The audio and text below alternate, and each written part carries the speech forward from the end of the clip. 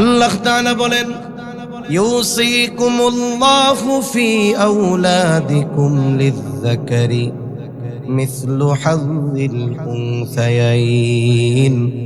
আল্লাহ তাআলা বলেন, ইউসিকুমুল্লাহ, আল্লাহ তাআলা তোমাদেরকে ওসিয়ত করতেছেন। এর দ্বারা আল্লাহ তাআলা চূড়ান্ত ফয়সালা এটা জানায় দিয়েছেন, ফি আওলাদিকুম, তোমাদের সন্তানদের ব্যাপারে, লিয-যাকারি মিসলু হাযযিল উনসায়াইন, সোজা কথায় দুইজন কন্যার সমপরিমাণ সম্পদ পাবে একজন ছেলে। তার মানে একজন ছেলে যেই পরিমাণ সম্পদ পাবে তার অর্ধেক পাবে একজন মেয়ে। বলেন তো এই ফয়সালা যার তিনি কে? এই বিষয়টাকে সামনে রেখে ইসলাম বিদ্বেষীরা বলে, ওয়ারিসি সম্পদ বন্টনের ক্ষেত্রে ইসলাম নারীদের ঠকিয়েছে। নাউজুবিল্লাহ বলেন। এত জোরে কইছেন নাউজুবিল্লাহ, নাউজুবিল্লাহ। অথচ এরা এই কথা বলে কেন? এক নাম্বার কারণ ইসলাম সম্পর্কে অজ্ঞতার কারণে। দুই নাম্বার কারণ ইসলামের প্রতি বিদ্বেষ লালন করে অন্তরে। এই জন্য আসলে কে লাভবান আর কে ক্ষতিগ্রস্ত এটা উপার্জনের উপরে নির্ভর করে না, সেভিংসের উপরে নির্ভর করে। মনে করেন একজন বেতন পায় 50,000 টাকা। কত টাকা? জবাব দেন, কত হাজার? 50,000। আর একজন পায় 25,000। 50 বেশি না 25 বেশি? নিঃসন্দেহে 50 বেশি। কিন্তু যিনি 50,000 পান তার খরচও বেশি, পরিবারের সদস্য বেশি, খরচ বেশি। দেখা যায় কোনো মাসে 50,000 শেষ হয়ে আরো 2, 4, 5,000 কর্জ করা লাগে। আর একজন পায় 25,000, মাস শেষে তার খরচ 15,000, সর্বোচ্চ 20,000। প্রত্যেক মাসে কমপক্ষে 5,000 টাকা তার বেঁচেই যায়, কোনো মাসে বেশিও বাঁচে। বলেন তো বছর শেষে যদি হিসাব করা হয় কার সেভিংস বেশি, লাভ কার বেশি, 50 ওয়ালার নাকি 25 ওয়ালা? কার লাভ বেশি? 25 ওয়ালার। 25 ওয়ালা লাভবান কেন? খরচ কম, যা পায় তার থেকে টিকে। 50 ওয়ালার লাভবান না কেন? খরচ বেশি। আচ্ছা, আপনাদের যদি জানা থাকে আমার একটু বলবেন, ইসলামী শরীয়তে নারীকে খরচ করতে বাধ্য করেছে অথবা এমন কোন খাত আপনাদের জানা আছে যেই জায়গায় খরচ করা নারীর জন্য ফরজ? জানা আছে? এক জায়গা আছে, এটা হলো যাকাত। কোন জায়গায় আছে? তবে যদি ওই মহিলার স্বামী সামর্থ্যবান হয়, উনিও যাকাত দেওয়ার যোগ্য হয়, জীবনে কোনোদিন নারীরা নিজেরটার যাকাত নিজে দেয় না, স্বামীরে দিয়ে দেওয়ায়। আমি কি উল্টা পাল্টা কথা কইছি কিনা খোঁজ নিয়ে দেখেন। যদি এমন ফ্যামিলিতে 2 জন লোক থাকে, স্বামীরও যাকাত ফরজ, স্ত্রীরও যাকাত ফরজ, দেখবেন স্ত্রীর যাকাতের টাকাটা পরিশোধ করে দেয় কে? স্বামী। এই একটা খাত আছে, যদি সে সামর্থ্যবান হয় তাইলে তাকে দেওয়া লাগে। এটা ছাড়া আর কোন খাত আছে যে জায়গায় নারীর জন্য খরচ করা ইসলাম ফরজ করে দিয়েছে? নাই। পুরুষের জন্য গুনতে গুনতে লম্বা লিস্টি লাগবে যে তার খরচের খাত কত, ঠিক কিনা বলেন? তাহলে একটা নারীর গোটা হায়াতে কোনো খরচ নাই, এই জন্য যা পায় তা থেকে যায়। আবার সে মোহরানার টাকা পায়, স্বামী মারা গেলে স্বামীর সম্পদে একটা অংশ তার থাকে। একটা নারীর পরিচয় স্বাভাবিকভাবে যদি জীবনযাত্রা ঠিক মতো থাকে তাহলে তার 3 ধরনের পরিচয় হয়। কয় ধরনের? জোরে বলেন। 1 নাম্বার, একজন মেয়ে জন্ম নেওয়ার সাথে সাথে তার মূল পরিচয় হলো সে একজনের কন্যা। এই কন্যার খরচ চালাতে ওই পিতা অভিভাবক বাধ্য। কন্যার খরচ চালাতে পিতা বাধ্য কতদিন? বলে মেয়েটার বিবাহ না হবে যতদিন, 20 বছর বিয়ে হয় না, 25 বছর বিবাহ হয় না, 30 বছর বিবাহ হয় না। বলেন তো কোনো বাবা কি 30 বছর বয়সী কন্যার যদি বিবাহ না হয়, কোনো বাবা কি তার মেয়েকে এই কথা বলার অধিকার রাখে যে তোমার বয়স 30 হয়ে গেছে, বিবাহ হয় না কেন? তুমি আগামীকাল থেকে আমাকে উপার্জন করে খাওয়াবা। বলেন তো কোন বাবা তার মেয়ের বিবাহ হয় না বিদায় 30 বছর হয়ে গেছে, রাগ হয়ে সে বলতে পারবে যে বিয়া হয় না কেন, ওরে আর বসাইয়া খাওয়াইতে পারবো না, তুই আগামীকাল থেকে ইনকাম করে উল্টা আমারে খাওয়াবি? বলার অধিকার আছে বাপের? নাই। কিন্তু ব্যতিক্রম ছেলের ক্ষেত্রে, পিতা বাধ্য কতদিন, ছেলে নাবালক থাকবে যতদিন। এখন বালেগ হয় কত বছরে? আহাদ্দুল বুলুগ, বালেগ হওয়ার সর্বশেষ সময়সীমা হলো চন্দ্র তারিখ হিসাবে 15 বছর, ইংরেজি হিসাবে সেটা 14.5 বছর। এটা হলো সর্বশেষ সময়সীমা। কারো কারো ক্ষেত্রে হরমোনাল কারণে 10 বছরেও হয়ে যেতে পারে, 11, 12, 13, 14 হতে পারে। 14.5 বছর ইংরেজি হিসাবে যখন কোনো ছেলের বয়স হয়ে যায়, বলেন তো তাকে নাবালক বলার সুযোগ আছে নাকি? রাষ্ট্রীয় আইনে যা থাকে থাক, এই বিষয়গুলো শরীয়ত রিলেটেড মাসালা। গত বছর কক্সবাজার এক জায়গায় গেছি, ইনানি সি বিচে, বড় এক বোর্ডের মধ্যে লেখা 18 বছরের আগে সবাই শিশু। 18 বছরের আগে সবাই শিশু। খুলনা একটা বিভাগীয় শহর। আমরা অনেক সময় পত্র পত্রিকায় খবরে দেখি যে কিশোর গ্যাংয়ের উপদ্রব খুব আকারে বাড়ছে। কিশোর গ্যাং নাম শুনছেন আপনারা? এরা দলবদ্ধভাবে থাকে, একটা গ্রুপ, গ্যাং। সারা দেশে কিশোর গ্যাংয়ের দৌরত্ব বাড়ছে, ছিনতাই, মারামারি। গত বছর 5 আগস্টের পরে কেরানীগঞ্জের মতো ব্যস্ততম জায়গায় একটা ব্যাংক ডাকাতি হয়েছে দিনের বেলা। ডাকাতি করছে কারা? ওই এলাকার একটা কিশোর গ্রুপ, কিশোর গ্যাং। ধরা পড়ার পরে জানা গেল এইগুলার বয়স সব 13, 14 থেকে 17, 18-র মধ্যে। বলেন রাষ্ট্রীয় সংজ্ঞা অনুযায়ী এরা কি? নাক টিপ দিলে দুধু বের হয়। কিন্তু কামডা করছে কি? খালি ডাকাতি কয় না, ব্যাংক ডাকাতি। কি ডাকাতি? ব্যাংক ডাকাতি। ওনারা যদি 18 বছরের বয়স কম আর ওনারা যদি শিশু হয়, কোন মানের শিশু চিন্তা করেন। যে ওনারা প্ল্যানিং কইরা অস্ত্র শস্ত্র নিয়ে ব্যাংক ডাকাতি করতে চলে যায়। এর দ্বারা কি হয় জানেন? এর দ্বারা রাষ্ট্রীয়ভাবে এই 18 বছরের কম যারা, এদের অপরাধের বৈধতা দেওয়া হচ্ছে। কারণ 18 বছরের পরে একটা ছেলে যদি মার্ডার করে ফেলে, ওর ফাঁসি হতে পারে। কিন্তু বয়স যদি 17 বছর 362 দিন হয়, তার মানে 3 দিন কম, ওর শাস্তি 4 ভাগের 1 ভাগও হবে না। ওরে শিশু বলে সেফ হোমে নিয়ে যাবে, ওইখানে 10-12 বছর আরামায় এসে জীবনযাপন করে এরপরে বের হয়ে যাবে। তার মানে কি হলো?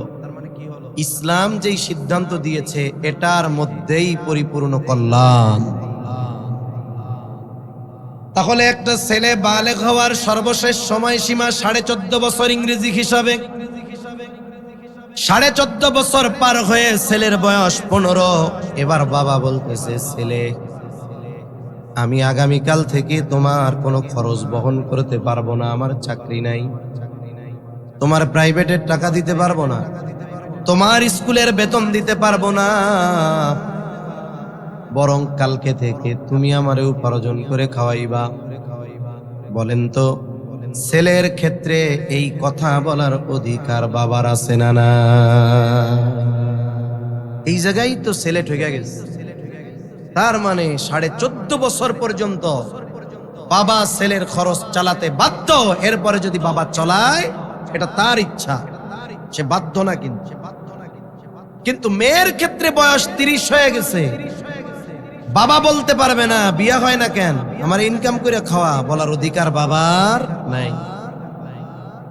আবার যখন আমাদের দেশে একজন ব্যক্তির ছেলে আছে, মেয়ে আছে, ছেলে মেয়ে যখন উভয়ে বিবাহ উপযুক্ত বয়সে উপনীত হয়, কোরআন বলে, আল্লাহ বলেন, এই বিবাহ উপযুক্ত সন্তানের বিবাহ দেওয়ার দায়িত্ব অভিভাবকের। আমার কথা না।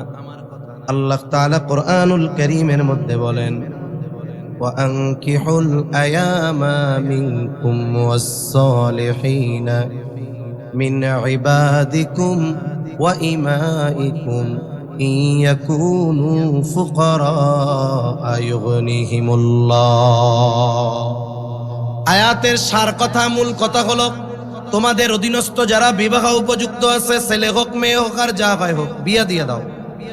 আদেশটা কার? আমাদের সমাজে অভিভাবক মেয়ের ক্ষেত্রে দায়িত্ব পালন করে, কিন্তু ছেলের ক্ষেত্রে করে না। করে না।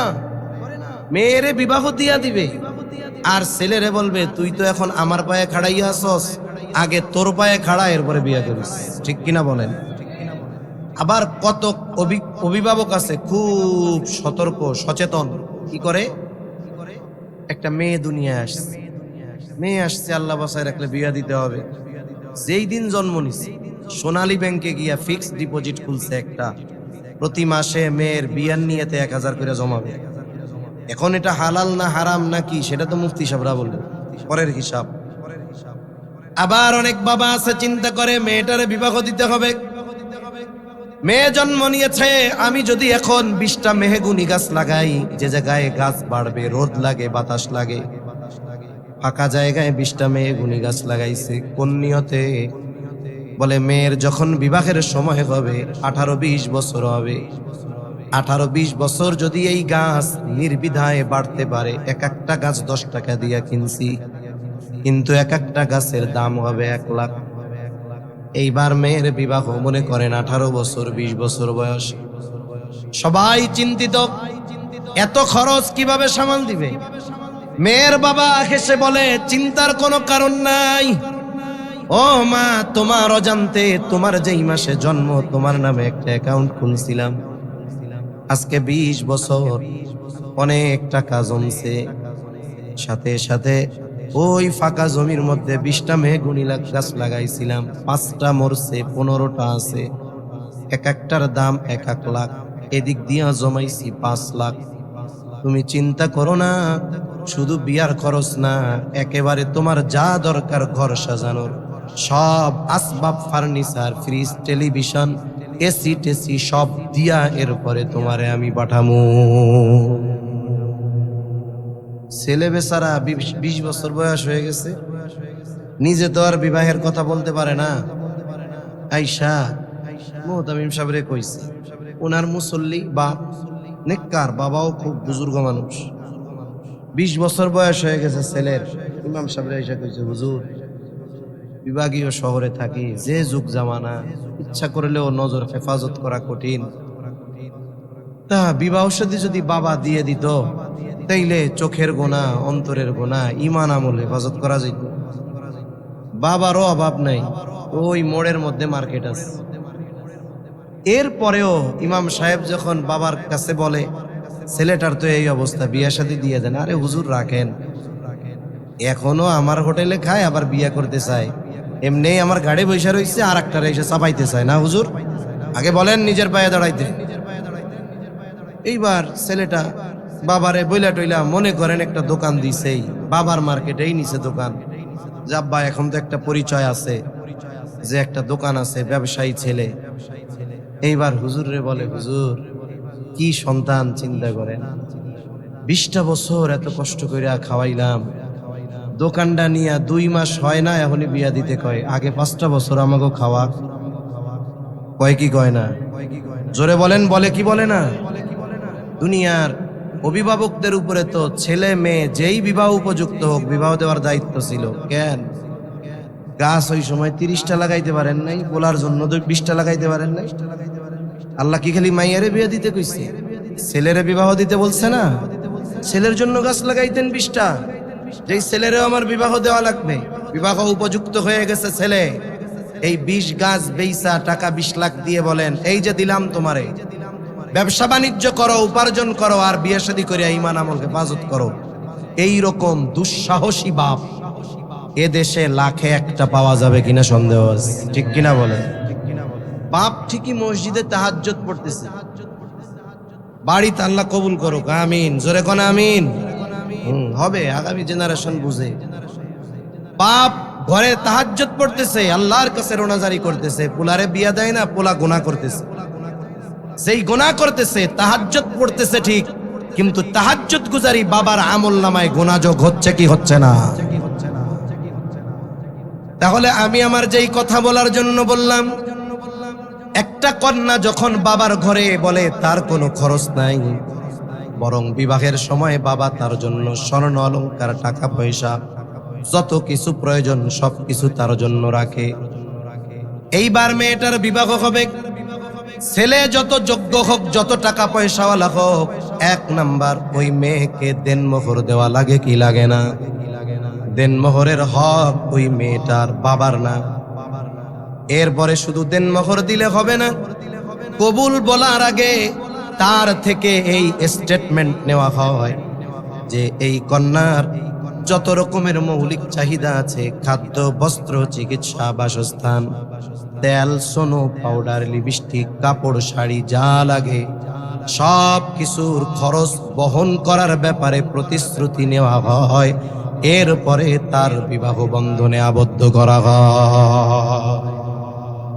বাবার বাড়িতে আছে, খরচ আছে কোনো, আরো বাপ দিয়ে দিছে। এরপরে স্বামীর বাড়িতে গেল, বাড়ি যাওয়ার আগেই দেনমোহর হয়ে গেছে। এরপরে ওই বাড়িতে যাওয়ার পরে তার কোনো খরচ নাই, সব খরচ চালাবে কে? স্বামী।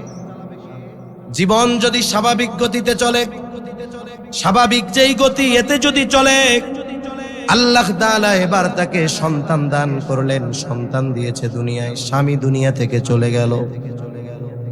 এইবার সন্তানদের প্রতি আল্লাহ তাআলা স্পেশাল আয়াত নাজিল করে জানায়া দিলেন, এই মায়ের শুধু মৌলিক চাহিদা পূরণ করলে হবে না রে সন্তান, এই মায়ের আরাম আয়েশের জন্য যদি স্পেশাল কিছু করতে হয়, গরম লাগে এসি লাগাতে হবে, শীত লাগে হিটার লাগাতে হবে, এক কথায় তার আরাম আয়েশের জন্য যত ব্যবস্থাপনা দরকার আল্লাহ তাআলা সন্তানের উপরে নির্দেশ দিয়ে দিয়েছে। হয়তো এই অবস্থাতেই তার দুনিয়া থেকে বিদায় হবে, কমপক্ষে এই 3 জায়গায় তার কোনো খরচ আছে? জোরে বলেন তো। খরচ নাই, অথচ বাপ মারা যাওয়ার সাথে সাথে বাবার সম্পদের একটা অংশের মালিক সে হয়ে গেছে। আবার বিয়ার আগে বাবার কাছ থেকে নিয়ে আসছে। এরপরে স্বামী মারা গেছে, স্বামীর একটা সম্পদের অংশে তার মালিকানা হয়ে গেছে। তার শুধু বাড়তেছে কিন্তু কোনো খরচ নাই। এজন্য ইসলাম নারীকে সম্পদের দিক দিয়ে ঠগায় নাই। আর আমার ছেলে যুবক ভাইরা বিয়ে করার আগে 5 বছর আগে পরিবারের পেছনে খরচ করা লাগে, ঠিক কিনা বলেন? এরপরে বিয়ে করতে গেলে দেনমোহরের খরচ, ওই যে পরের মেয়ে আনবে তাকে সারা জিন্দেগি খাওয়ানো, চিকিৎসা, এগুলার খরচ। এরপরে আল্লাহ সন্তান দিবে, সে জায়গায় খরচ। এরপরে দেখা যাবে মা বাবা বৃদ্ধ হয়ে গেছে, মেয়েদের উপরে খরচ করা ফরজ। খরচ করে কারা? তাহলে বলেন তো, আল্লাহ যে পুরুষরে নারীর দ্বিগুণ দিছে, এই দ্বিগুণ দিয়ে কি নারীকে ঠকায়া দিছে? সিদ্ধান্ত তো আল্লাহর। যদি যুক্তির আলোকে হতো তাইলে নারীরা অর্ধেক পায় না, আরো কম পায়। কিন্তু সিদ্ধান্ত কার? আল্লাহ নারীদের সম্পদের দিক দিয়ে ঠকায় নাই। যাই হোক, কথা লম্বা হয়ে যাইতেছে। সম্পদ বন্টনের ক্ষেত্রে এখানেও আল্লাহ তাআলা ইনসাফ রক্ষা করেছেন, নারীদেরকে আল্লাহ ঠকান নাই। তবে ইবাদতের প্রতিদান দেওয়ার ক্ষেত্রে কোনো ধরনের কোনো তারতম্য নাই।